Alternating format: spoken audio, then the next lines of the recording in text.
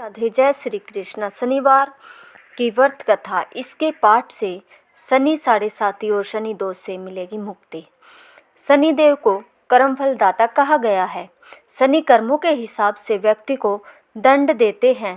कहते हैं शनिवार के व्रत रखने से शनि दोष में कमी आती है, साथ ही शनिदेव का आशीर्वाद भी मिलता है। शनि दोष और शनि की साढ़े साथी से बचने के लिए इस कथा का पाठ जरूर करें। यह विस्तार से पढ़े शनिवार व्रत की कथा। आज्ञा दी गुरुदेव ने, दीना शीश झुकाए, कथा कहूँ शनिदेव की, भाषा सरल बनाए। सर्वप्रथम श्री सरस्वती को सुमिरन करके, गणपति जी को नमस्कार करके तथा अपने गुरुदेव के चरणों में माथा नवाकर मैं श्री शनिदेव जी की कथा प्रारंभ करती हूँ। यह शनिदेव जो मनवांछित कार्यों को सफल बनाने वाले हैं तथा जिन्हें सकल नर नारी और 33 कोटि देवता योगीश्वर मुनीश्वर ध्याते हैं, वही देव मेरी त्रुटियों को क्षमा करे और मुझे अपनी शरण में ले। मेरे मन में आपके प्रति अगाध प्रेम है। यह बात सर्वविदित है कि जो लोग शनिदेव को ध्याते हैं उनके सकल मनोरथ सफल होते हैं तथा जो ऐसे देव को भूल जाता है वह इस संसार में महान दुख पाता है, 12 हुआ नरकगामी होता है और अगले जन्म में पशु की योनि में जाता है। जो कथा में तन मन से कहने जा रही हूँ उसे आप भी सच्चे मन से ग्रहण करें।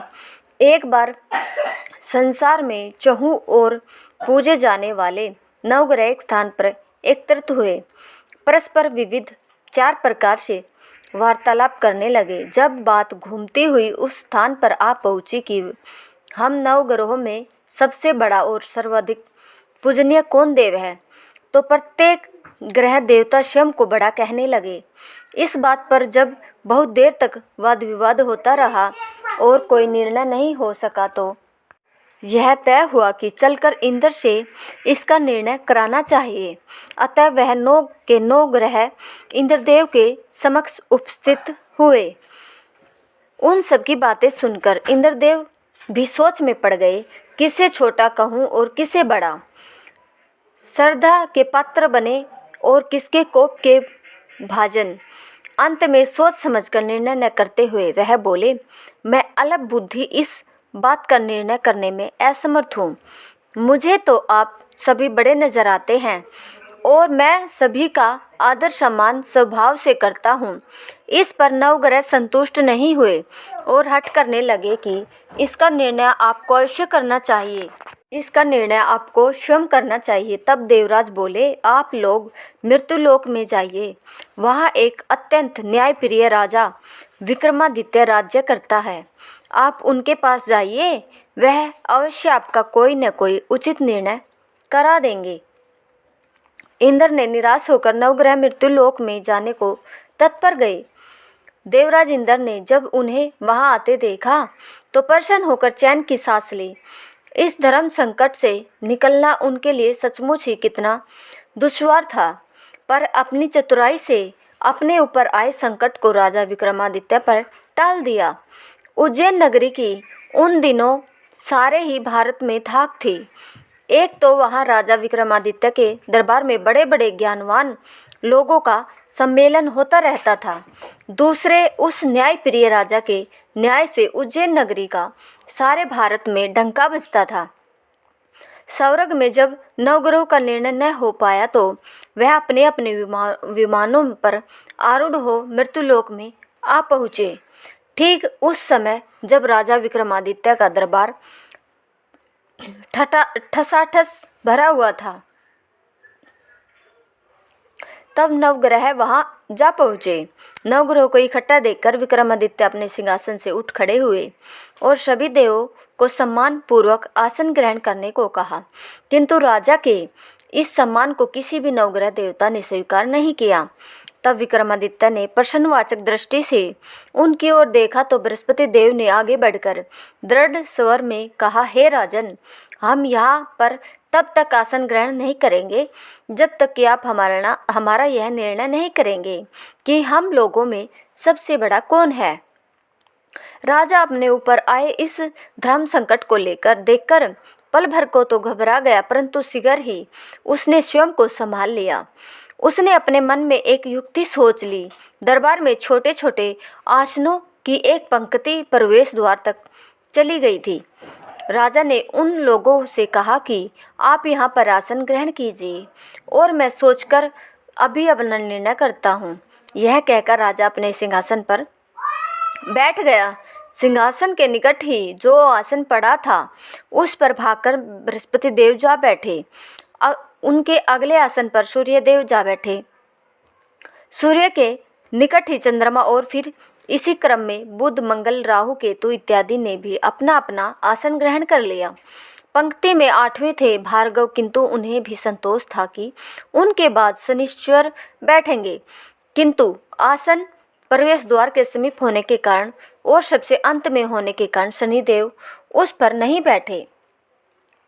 राजा विक्रमादित्य ने सोचा कि जो ग्रह उस अंतिम आसन पर बैठेगा वह उसी को विनय और दयाशील के आधार पर बड़ा कह देंगे, पर वहाँ तो बात ही दूसरी हो गई। शनिदेव अति क्रोधित और विकट स्वभाव के देवता हैं।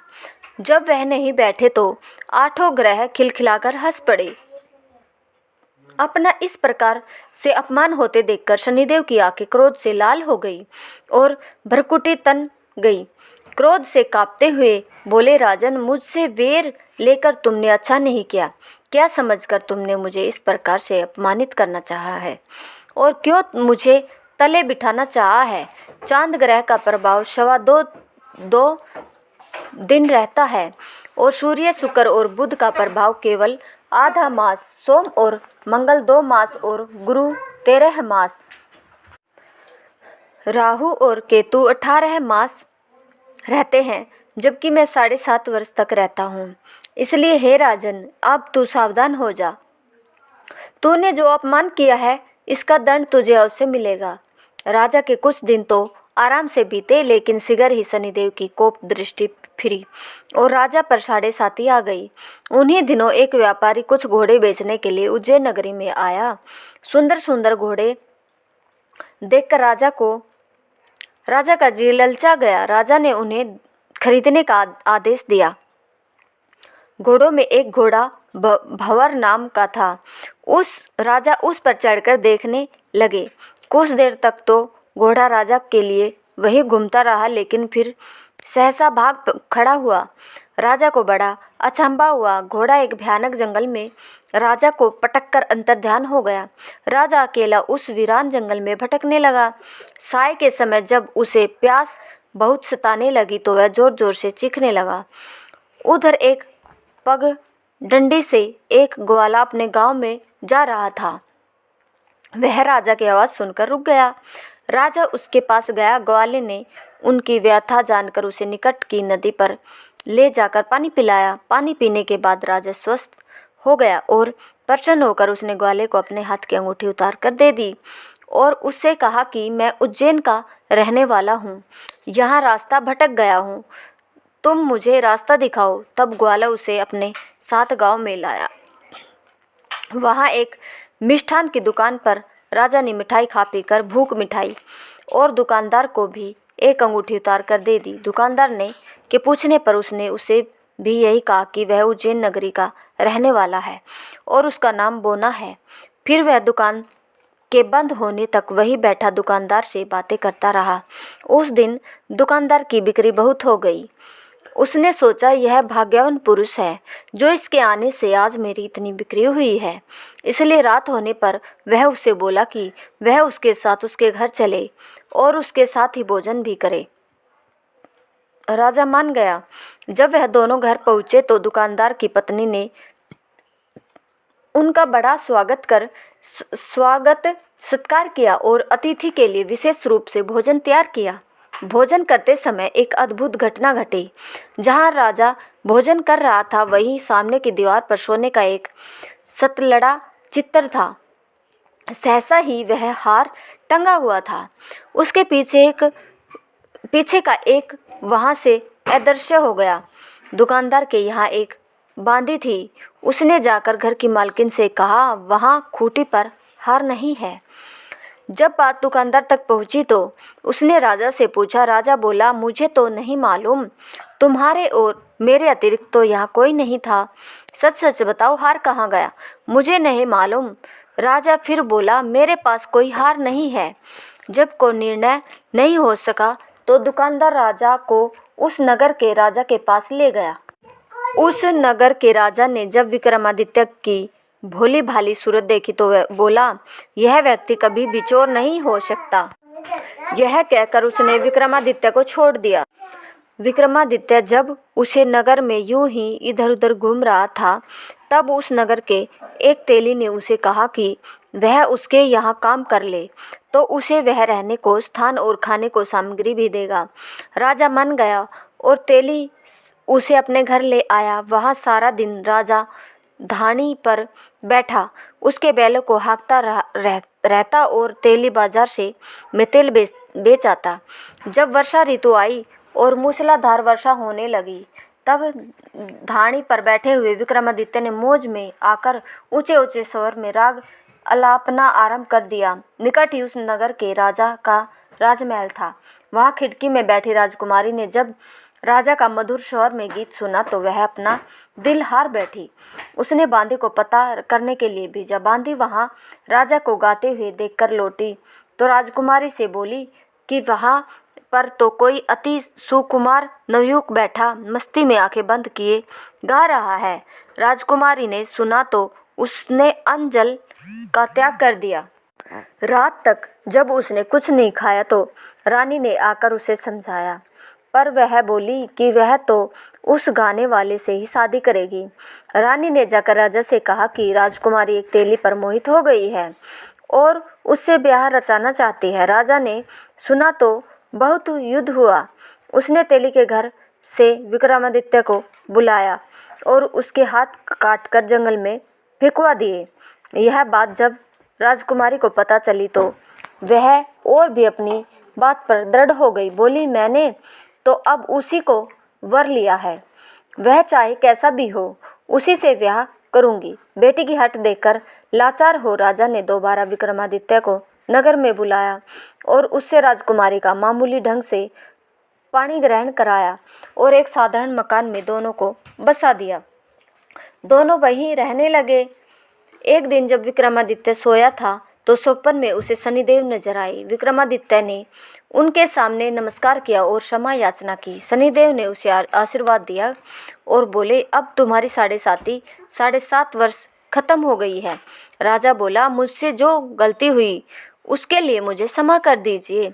शनिदेव ने मुस्कुराकर उसे आशीर्वाद दिया और राजा के दोनों बाजू दोबारा निकल आए। राजा ने अपनी पत्नी राजकुमारी को रात को जगाया नहीं। वह रात को उसके गले में अपनी बाहें डालकर सो गया। सुबह राजकुमारी की आंखें खुली तो उसने अपनी गर्दन में बाहें पड़ी देखी तो वह चौंक कर उठ बैठी। लेकिन शीघ्र ही विक्रमादित्य ने जाकर उसको सब बातों से अवगत करा दिया।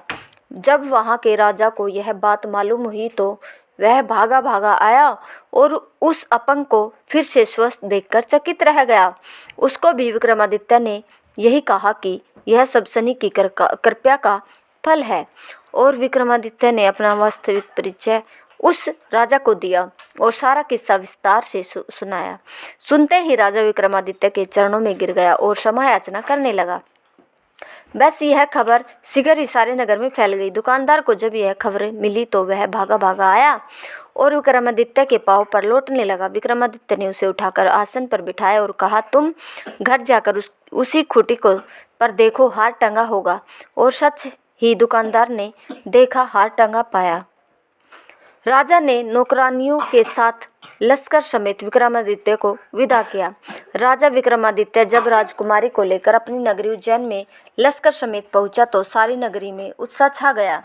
अपने राजमहल में प्रवेश करने से पूर्व विक्रमादित्य ने नवग्रहों की पूजा की और शनि देव को सर्वोच्च स्थान दिया। साथ ही उसने नगर भर में ढिंढोरा पिटवा दिया कि शनिदेव मनवांछित फलों को देने वाले हैं और नवग्रहों में सर्वोच्च स्थान रखते हैं। इस प्रकार शनिदेव को मानकर विक्रमादित्य ने अपना राज्य, यश और कीर्ति को प्राप्त कर लिया। बोलो श्री शनिदेव जी की जय। बोलो श्री नवग्रह की जय।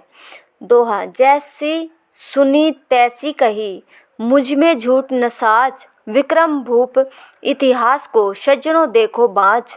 सुने सुनावे सनी कथा, गावे जो चितलाए, सत्य वचन है संत का, वाको संकट जाए। अगर आपको हमारी यह वीडियो पसंद आई हो तो प्लीज़ चैनल को लाइक सब्सक्राइब ज़रूर करें। धन्यवाद।